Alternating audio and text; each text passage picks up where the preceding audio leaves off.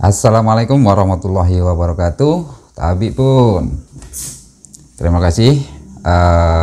Baiklah, perkenalkan nama saya Suwandoyo, asal dari SD Negeri Gandhi, Kecamatan Penengahan, Kabupaten Lampung Selatan. Di sini saya adalah peserta CGP Angkatan 9. Dalam kesempatan ini saya akan membuat satu kesimpulan jadi tentang pemikiran Ki Hajar Dewantara tentang pendidikan. Pendidikan menurut Ki Hajar Dewantara adalah tempat bersemaian benih-benih kebudayaan, yang artinya ilmu itu seperti benih yang kita tabur, yang mana setiap benih yang kita tabur kita harapkan dapat tumbuh, ya, diharapkan dapat tumbuh subur sesuai dengan apa yang kita harapkan. Dicontohkan atau misalnya kita contohkan seperti pada pertanian, ketika kita menanam benih, maka benih itu harus kita rawat agar dia tumbuh dan berkembang sesuai dengan apa yang kita harapkan dan berakhir dengan menuai hasil atau kita bisa memanen hasil dengan sangat baik. Kemudian kaitan konteks budaya dengan pemikiran Ki Hajar Dewantara diantaranya adalah adanya kodrat alam dan kodrat zaman, ya, yang pengaruhi perbedaan zaman. Di sini dewasa ini terdapat transisi, ya, atau perubahan zaman yang mana sekarang sudah mulai ke generasi Z, yang mana dalam kesempatan generasi Z ini sebenarnya teknologi cukup berperan penting, yaitu dalam iptek, dalam merubah pemikiran anak-anak kita, terutama di anak peserta didik kita.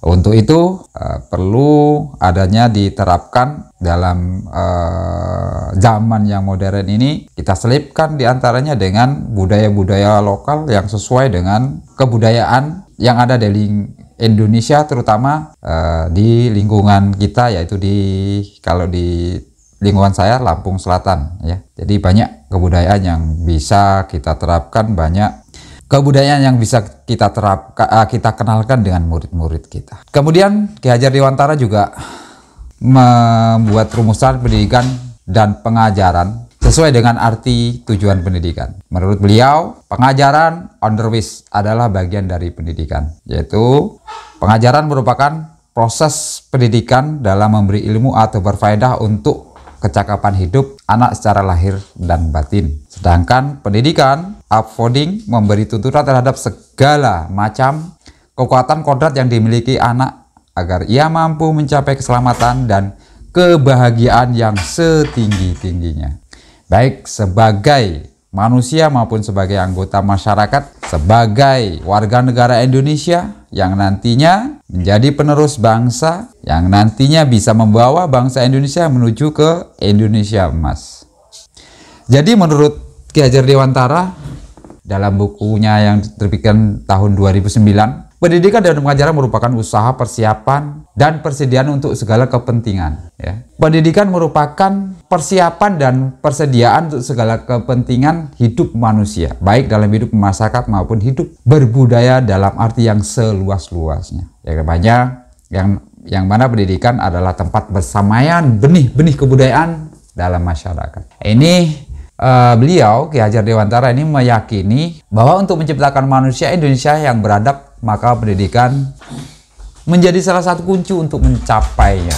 Jadi pendidikan dapat menjadi ruang berlatih dan bertumbuhnya nilai-nilai kemanusiaan yang dapat diteruskan dan diwariskan. Pendidikan di sekolah ini merupakan cara berlatih, ya. Ini kita banyak berlatih, jadi tidak mengandalkan hanya sebagai nilai yang atau kompetensi nilai yang kita unggulkan, tapi merupakan tempat berlatih dari semua nilai, karena di dalam lingkungan sekolah itu banyak yang dapat diajarkan atau ditularkan, disalurkan dengan anak-anak kita, yang diharapkan nanti dengan pendidikan, dengan anak-anak kita, sekolah itu akan menciptakan karakter anak-anak sesuai dengan apa yang ada di negara kita. Dan mudah-mudahan sesuatu yang baik itu bisa diwariskan dengan anak cucu anak-anak kita. Kemudian maksud pengajaran dan pendidikan yang berguna untuk kehidupan bersama ialah memerdekakan manusia sebagai bagian dari persatuan rakyat. Karena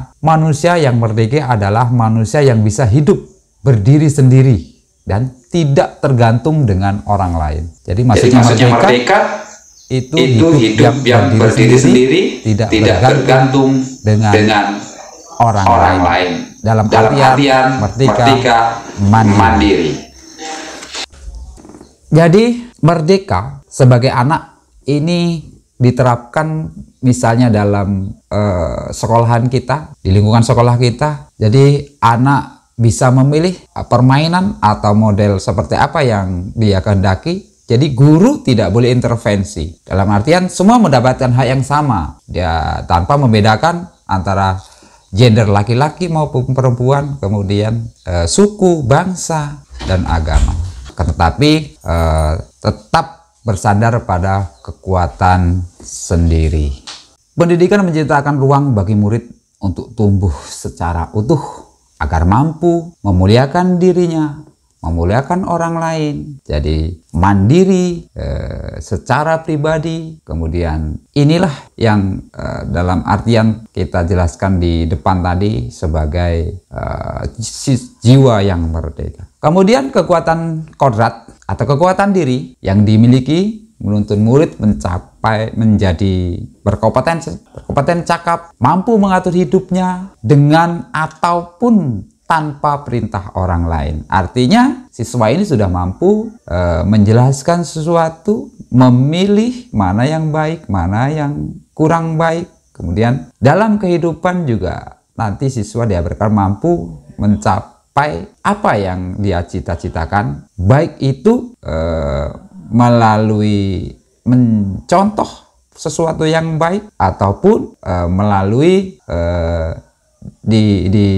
dituntun oleh tutornya. Kemudian dasar-dasar pendidikan yang menuntun itu apa sih? Jadi menurut beliau Ki Hajar Dewantara, tujuan pendidikan itu adalah menuntun segala kodrat yang ada pada anak-anak agar anak-anak itu bisa mencapai keselamatan, kebahagiaan yang setinggi-tingginya, baik secara manusia, baik sebagai masyarakat, atau sebagai anak di tengah-tengah kehidupan pribadi siswa tersebut. Oleh karena dari penjelasan itu, jadi pendidikan itu hanya dapat menuntun tumbuh atau hidupnya kekuatan kodrat yang ada pada anak-anak. Agar dengan kekuatan kodrat yang ada pada anak-anak dapat memperbaiki lakunya, tingkah laku dalam kehidupannya, dan tumbuhnya kekuatan kodrat anak. Bisa kita analogikan, misalnya kita sebagai petani menabur benih seperti yang kita jelaskan tadi. Apabila anak di sekolah itu, di lembaga pendidikan, itu tidak mendapatkan contoh yang atau referensi yang baik, tentu ini sangat berbahaya. Bisa dikatakan misalnya apabila kita menabur benih di lahan yang gersang, tidak mendapatkan pengairan atau hujan terus ya, tanpa ada sinar matahari serta tidak ada pak tani, tidak ada yang punya lahan, maka benih itu mungkin tumbuh. Akan tetapi tidak semaksimal apabila kita menjaga dan merawatnya. Kemudian dalam proses menuntun, anak diberi kebebasan, namun kita sebagai guru, sebagai pamong, dalam memberi tuntunan dan arahan agar anak tidak kehilangan arah yang membahayakan dirinya. Jadi kalau kita sebagai guru dapat memberikan tuntunan, jadi bukan tontonan, ya, guru digugu dan ditiru, agar dari tuntunan itu kita tuntun agar anak tersebut menemukan kemerdekaan dalam belajar. Nah, dengan demikian anak juga secara sadar nanti memahami bahwa dirinya itu diberi kebebasan atau dalam artian kemerdekaan untuk memilih, menentukan asal sesuatu yang sebagai cita-cita dia. Kemudian kita sebagai guru, sebagai pendidik, ini hanya sebagai pamong atau mengarahkan saja. Misalnya terjadi sesuatu menyimpang, itu kita baik sebagai guru atau masyarakat, kita berkewajiban untuk mengingatkannya. Kemudian dalam kesempatannya Ki Hajar Dewantara juga pernah mengingatkan kita sebagai pendidik untuk tetap terbuka dalam mengajar siswa, tetap terbuka, namun sesuai dengan perkembangan zaman kita diharuskan waspada dengan mencari referensi atau modul pengajaran yang bermanfaat bagi siswa. Jangan terlalu meniru, boleh meniru asalkan itu bermanfaat dan sesuai dengan budaya bangsa Indonesia, yang mana budaya kita adalah budaya ketimuran yang selalu menerapkan adat sopan santun dan karakter. Jadi beliau ini, Ki Hajar Dewantara ini, menganalogikan bahwa barang-barang ini sebagai simbol dari tersedianya hal-hal yang dapat kita tiru, namun selalu menjadi pertimbangan bahwa Indonesia juga memiliki potensi kultural yang bisa dijadikan sebagai sumber belajar. Karena Indonesia itu sebenarnya semuanya ada. Se-Indonesia semuanya ada. Kita kaya, kita mampu. Hanya bagaimana nanti pengelolaan sumber daya yang alam yang ada di Indonesia ini bisa dikelola secara tepat untuk kemajuan bangsa Indonesia. Pendidikan bertujuan untuk menuntun atau memfasilitasi, membantu anak untuk menebalkan garis samar yang dapat memperbaiki tingkah laku menjadi manusia Indonesia seutuhnya. Jadi anak bukan kertas kosong yang bisa digambar sesuai dengan keinginan orang dewasa. Berkenaan dengan kehidupan kodrat alam dan kodrat zaman, dasar pendidikan anak berhubungan dengan kodrat alam dan kodrat zaman, yang mana kodrat alam berkaitan dengan sifat dan bentuk lingkungan di mana anak itu dibentuk, di keluarganya seperti apa, ya. Sedangkan kodrat zaman itu berkaitan dengan isi dan irama. Dalam kesempatan itu Ki Hajar Dewantara mengkolaborasikan pendidikan terkait kodrat alam dan kodrat zaman ini dalam melakukan pembaharuan yang terpadu. Hendaknya selalu diingat bahwa segala kepentingan anak-anak didik, baik itu mengenai pribadi maupun hidup dalam masyarakat, jangan sampai meninggalkan segala kepentingan yang berhubungan dengan kodrat lingkungan atau di keadaan lingkungannya, baik bagi di alam maupun pada zamannya. Sementara isi dan irama, yakni cara mewujudkan hidup dan penghidupannya, hendaknya selalu sesuai dengan dasar-dasar asas hidup kebangsaan yang bernilai dan tidak bertentangan dengan sifat kemanusiaan. Dalam Ki Hajar Dewantara 2009 halaman 1. Ki Hajar Dewantara mengingatkan kita bahwa pendidikan anak sejatinya menuntun anak itu mencapai kekuatan kodratnya sesuai dengan alam dan zaman. Bila melihat dari kodrat zaman, pendidikan saat ini menekankan pada kemampuan anak untuk memiliki keterampilan abad 21.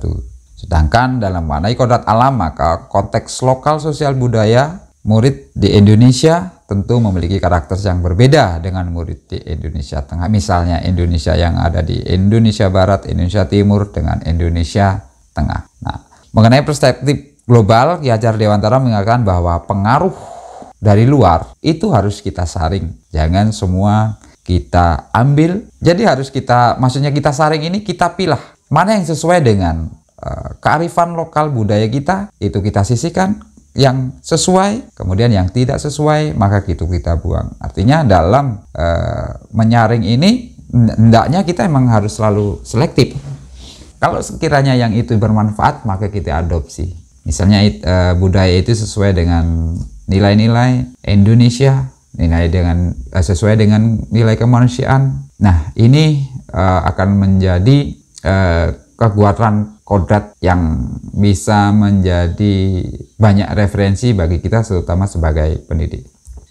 Ki Hajar Dewantara menegaskan juga bahwa didiklah anak-anak kita itu sesuai dengan tuntutan alam dan tuntutan zaman. Artinya cara belajar dan interaksi murid yang sekarang ini tentu berbeda dengan cara belajar atau yang pernah diajarkan kita sebagai guru pada tahun-tahun yang lalu, beberapa puluh tahun yang lalu. Pendidikan di abad 21 dengan di abad 20 itu tentu berbeda. Kita tahu Pak Menteri, Pak Nadiem Makarim itu telah meluncurkan pendidikan Merdeka Mengajar, Merdeka Belajar. Ini beliau, Pak Menteri ini sudah menerapkan sesuai dengan apa yang ada di pikiran atau pemikiran Ki Hajar Dewantara. Terlepas dari semua kontra, dari semua ada yang kontra, ada yang setuju.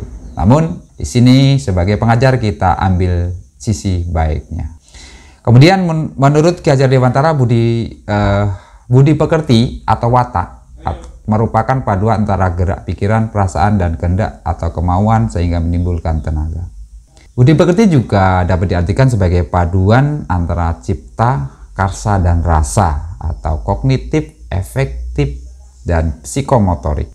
Kemudian tempat yang utama pendidikan itu yang paling utama, yang paling baik untuk melatih pendidikan sosial dan karakter baik seorang anak itu adalah di keluarga. Karena keluarga merupakan tempat persewanya pendidikan yang sempurna bagi anak untuk melatih kecerdasan budi pekerti, pembentukan watak dan individu. Nah, untuk itu apalagi kita sebagai pendidik tentu sudah punya keluarga. Tentu setelah kita mempelajari modul tentang Ki Hajar Dewantara, mudah-mudahan ke depan kita dapat menerapkannya baik di lingkungan keluarga yang utama buat anak didik kita, kemudian untuk diterapkan juga di lingkungan sekolah. Karena alam keluarga itu menjadi ruang bagi anak untuk mendapatkan teladan, tuntunan, pengajaran yang sangat baik.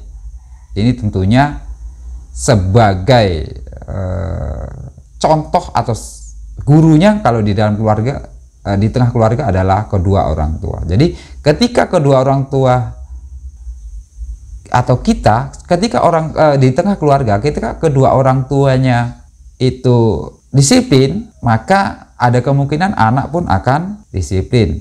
Kemudian ketika di dalam keluarga itu semua serba teratur, terkonsep, maka anak-anak juga kemudian mudah-mudahan melalui pembiasaan di keluarga, anak itu akan meniru, akan terbiasa.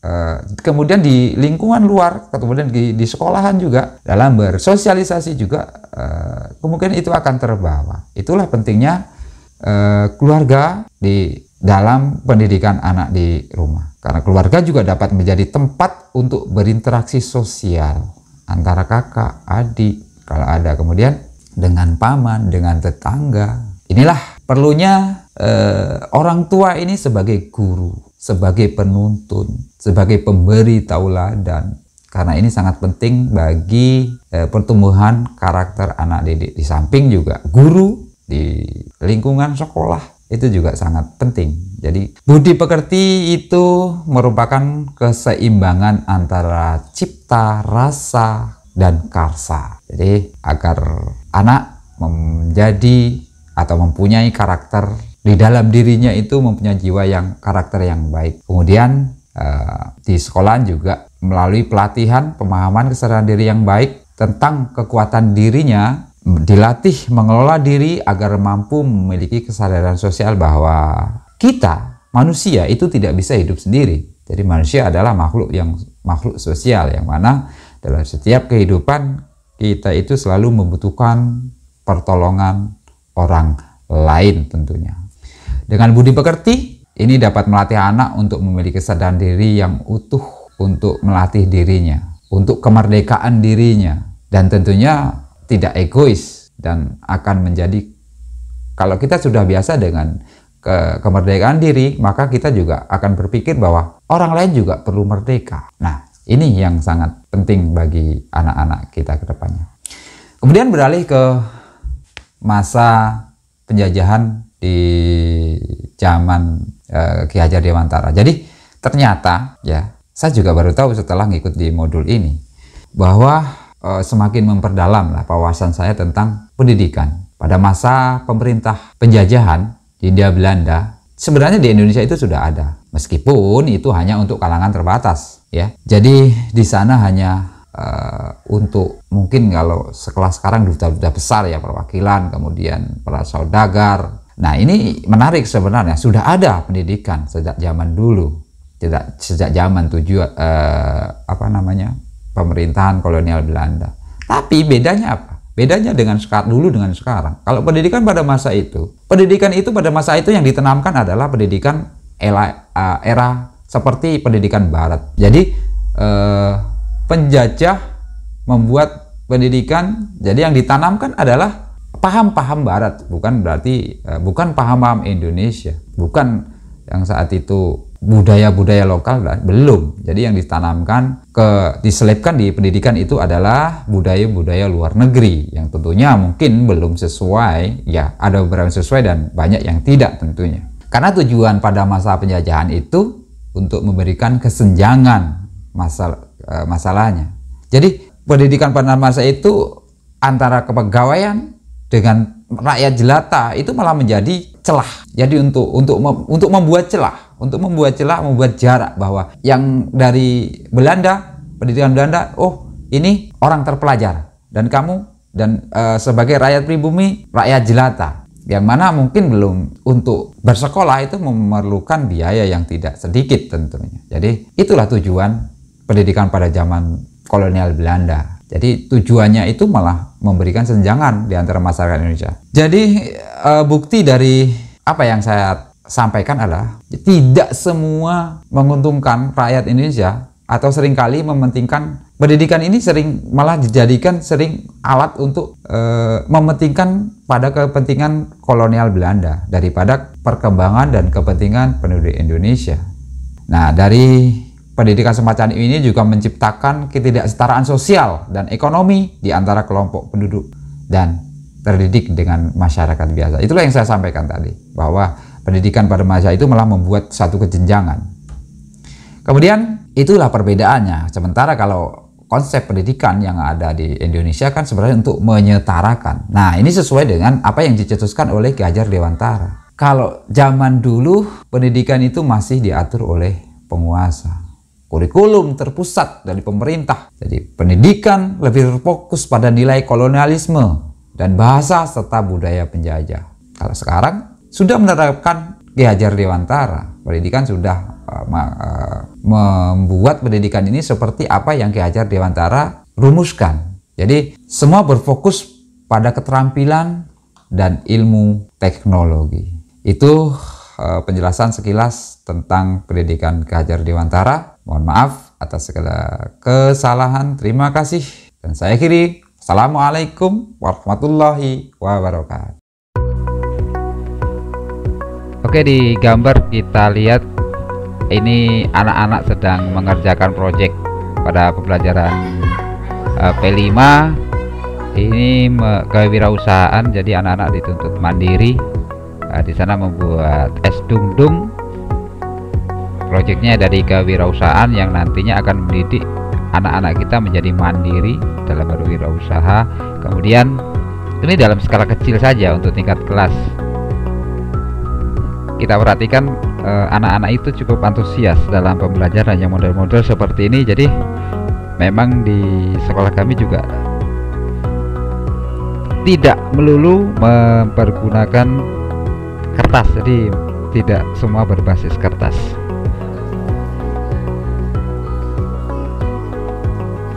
Kemudian kita perhatikan jadi anak-anak ini sudah mempergunakan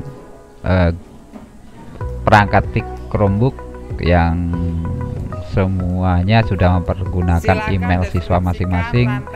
Kemudian tugas atau materi kita share di Google Classroom. Kemudian dari Google Classroom itu kemudian ada game juga kita sematkan di Google Classroom. Nah, inilah wujudnya anak-anak membuat deskripsi apa yang telah dipelajarinya seperti sebuah permainan, namun semuanya membuat anak menjadi aktif. Sampai ke konsumen tingkat 3.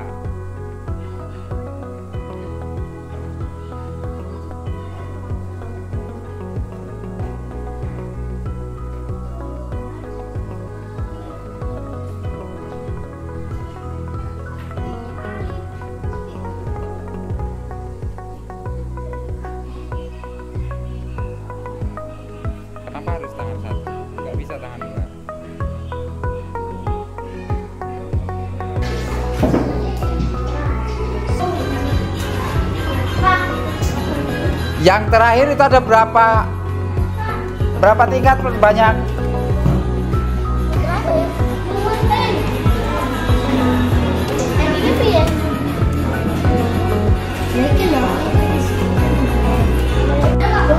Saat ini sedang mengerjakan siswa ada game. Apa gamenya? Jadi mempergunakan perangkat TIK untuk mengerjakan game